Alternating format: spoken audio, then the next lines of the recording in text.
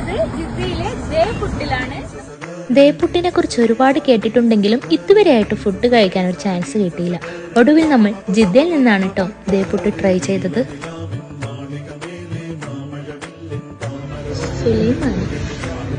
മെനുവിൽ മുഴുവൻ പുട്ടുകളുടെ കലവറ തന്നെയായിരുന്നു.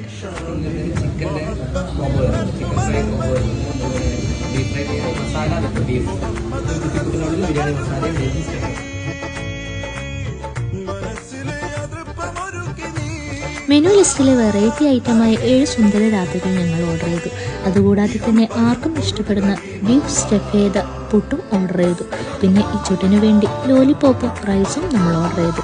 മൊത്തത്തിൽ കുഴപ്പമില്ലാത്ത ടേസ്റ്റ് ആയിരുന്നു. പിന്നെ പുട്ട് ഇഷ്ടപ്പെടാത്ത ആരുമില്ലല്ലോ മലയാളികൾ.